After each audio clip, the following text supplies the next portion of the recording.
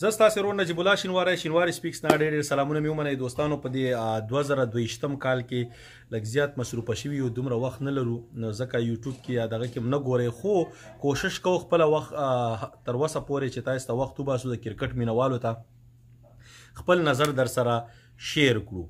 نو راځو د افغانستان او د نیدرلند ترمنځ درېیمه ون ډے انټرنیشنل ماشاءالله سیریز افغانانو وګاټه. د ټول افغانستان هر وګړي ته ډېر ډېر مبارکي. کرکټ موږ او تاسو یو ځای کوي. کرکټ زموږ د خوشحالۍ یو واحده ذریعه د افسوس دی باید نور هم وای، مګر کرکټ ته الحمدلله موږ او تاسو پکې ګورو. زموږ ملي بیرغ دې سره باید هیڅوک هم مشکل ونه لري. پوه شوې دا کلمه پکې دا زموږ د ټولو دی، دا پکې رپیږي. ما ته خو هغه په ویسټ انډیز کې څه بیل خوند راکوي، همدغسې سرود او دا پکې غږیږي. نو کرکټ هغه ځای دی چې دا ژوندی ساتلی دی. انشاءالله په راتلونکي کې به نور مې نو راځو دریم د مکمل سیریز دپاره خو دریم ون ډے انټرنیشنل افغانستان وګټله او 254 رنزې زموږ په خوښه باید افغانستان کم از کم په دې یو لوبه کې خو 300 پلس کړی وای. په اوله لوبه کې شاهدي صاحب سکور وکړ، رحمت شاه ور سره سکور وکړ. رحمت شاه خیر کنسیسټنټ دی په هر یو دغه کې سکور کوي، خو رحمت شاه کې یو کار دی لکه رحمان الله ګربز چانس ورته په لاس ورشي، هغه خو بیا هم هغه دویم ون ډے کې کیپټلایز که سینچري وواله. په دریم کې رحمان الله ګربز ته یو چانس 2 میلاو شو، مس یې کړه، سکور یې ونه کړ. نو رحمت شاه هم چانسز ورته میلاو شي، مګر بیا هم دا 30s 40s 50s نه پورته نه ځي. نو دی باید کوشش وکړي چې سینچریان ووایي. رحمان الله ګربز باندې موږ ځکه خبرې کوو چې زما په نظر باندې د افغانستان یو داسې استعداد چې یو ډېر بهترین پلیر دی چې خپل دماغ نه کار واخلي، بالونه لږ په حوصله باندې دغه وکړي، لکه هغه دویم میچ کې چې وکړه نو سینچریانې والی شي. او اوس هم ماشاءالله شپږ ون ډے کې 2 سینچریانې والی دي. ډزنټ میټر آیرلینډ یو که دغه مګر سینچري چې ده سینچري ده. نو هیله ده چې همدې شي ته کیری آن ورکي. ما خو ویلي چې رحمان الله ګربز صاحب دی ای بی ډي ویلیرز په ځای اوس روهیت شرما ته وګوري. روهیت شرما همدغسې شاټونه وهي او خپل ټیم ته ډېر زیاتې لوبې ګټي. نو په اوله لوبه کې شاهدي صاحب وځلېده، په دویمه لوبه کې بیا او رحمت شاه هغې کې دویمه کې رحمان الله ګربز و، په درېیمه لوبه کې ریاض حسن او نجیب الله زادران.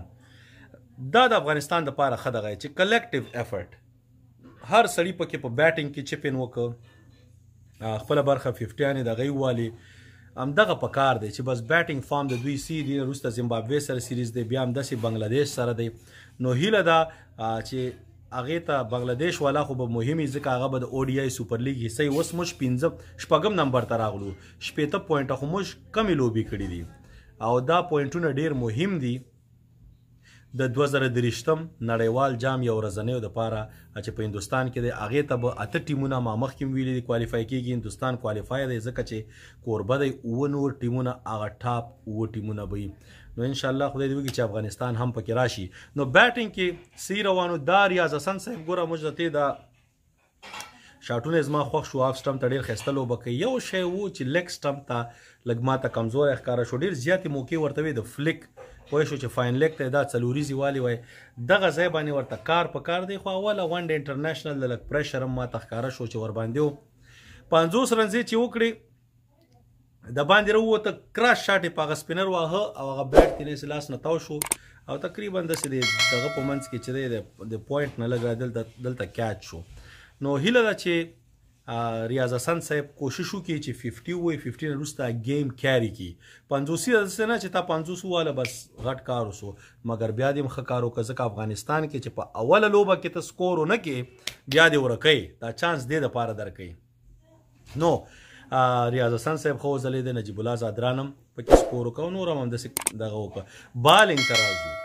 ما خو مخکې ویلي و چې د نیدرلینډ دپاره راشد خان مجیب کافي دي. هماغه شی وشو. راشد خان صاحب هم اول دغه کې لوب وکټې واخیستې، دویم کې مجیب زیاتې واخیستې، دریم کې چې قیس احمد خو ګوره ښه استعداد دی، ښه لیګ سپین بالینګ کوي.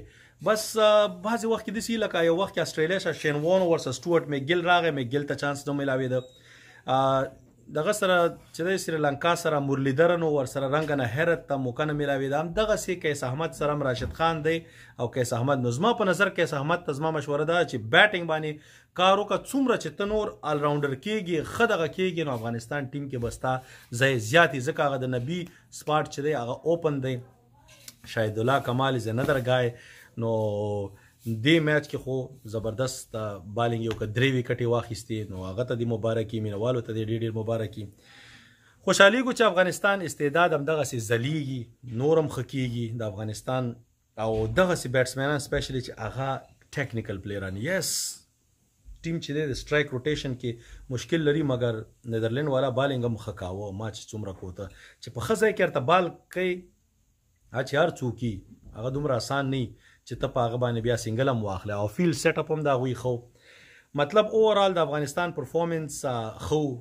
3-0 سره ګټل دا بهترین دغه دی کار دی مګر ښه به دا وایي چې 300 پلس په یو لوبه کې اټلیست کړی وای که دوه نه وای یو کې ځکه افغانستان باید خپل ډامیننس په دې خلکو وخی مګر بیا هم د ټولو ډېر مبارک شي دا دغه ختم شو نیدرلند سره ان شاء الله دین وروسته زموږ بل تر ځامن چې زیمبابوې سره کیسه جوړیږي او یو نوی کسان چې بنگلاديش هغه سره بیا سیریز دی هندوستان سره دی نو مطلب لوب شته دی او لوبغاړي چې دی دا خدي ورته بیټینګ پریکټیس مو شو غرستینه سي ختم شو بالرانو بالینګ پریکټیس شو ډیر وروسته براشد خان صاحب رحمان الله ګربز او نور دا بزي حضرت الله زازای خو الریډي آی پی ایل کې دی بعض خلک به بي پی ایل کې لوبيږي نو افغانان به ان شاء الله د دنیا په لیګونو کې یي او همدا مشتخون راکې څومره چې دوی لیګونو کې مونږه ګورو کرکټ برواني موږ به کوشش کوو چې په پی اس ایل کې په ارزه کې چې لګ در سره ما د څوي چې په فیسبوک کې هغه ریل 1.5 سکند والا چې دا ابرته یو دوا چوم درې دلته که شورت ویډیو مکولای شو هغه 15 سکند خو هغه کې د کرکټ په اړه سره خبرې کیږي نه نو کوشش ورته خپل برخه کوو ستاسو ټولو د کتلو نه شیر کول نه یو جهان مننه ستاسو رور نجیب الله شینواری سپیکس نه لوی الله مسپارم خدای پامان السلام علیکم